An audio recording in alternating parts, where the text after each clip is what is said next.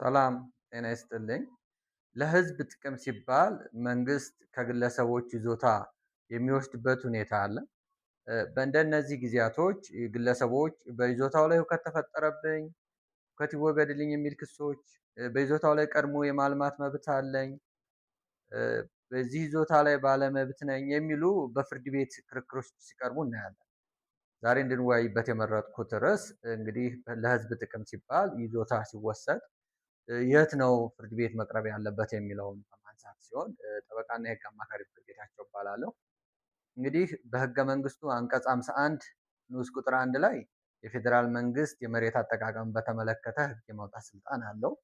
እንዲሁም በህገ መንግስቱ አንቀጽ 40 ንዑስ ቁጥር 8 ላይ ለህዝብ ጥቅም ሲባል መንግስት መሬት ሊወስድ እንደሚችል እና ተገቢውን ካሳ መከፈል እንዳለበት ህገ መንግስታዊ መሰረት አለው።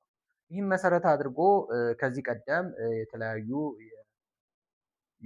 ለህዝብ ጥቅም ተብሎ ይዞታዎች የሚወሰዱበት አዋጆች ወጥተዋል። የቅርብ ጊዜው አዋጁ እንግዲህ አዋጅ ቁጥር 1161 ህዝባር 2011 ሲሆን ከዚህ አዋጅ መሰረት አድርጎ ደግሞ የሚኒስትሮች ምክር ቤት ደንብ ቁጥር 472 ህዝባር 2012ን አውጥቶ ተግባራዊ ሆኗል።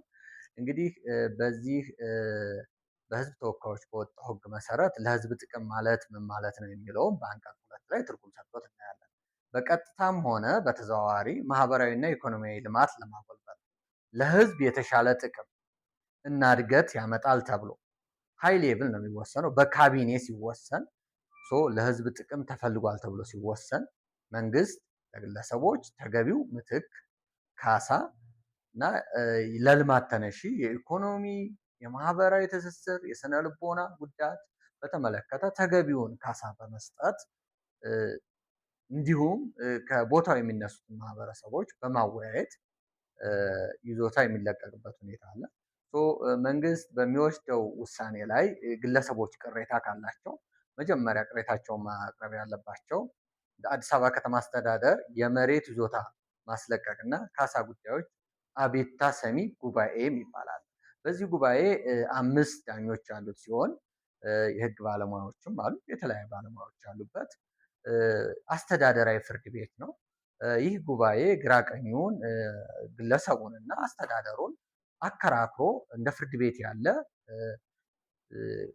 ችሎት ነገር ነው። በዚህ ጉባኤ ላይ ውሳኔ ይሰጣል።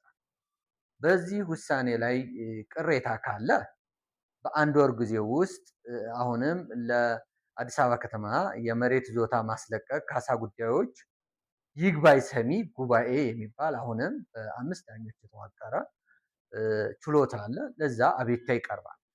አሁንም በዚህ ውሳኔ ላይ ከተስማሙ ኦኬ፣ ካልተስማሙ ግን በፌዴራል ደረጃ ከሆነ ለፌዴራል የመጀመሪያ ደረጃ ፍርድ ቤት፣ በክልል ከሆነ በክልል ከፍተኛ ፍርድ ቤት በአንድ ወር ጊዜ ውስጥ አሁንም ይግባኝ መቅረብ አለበት።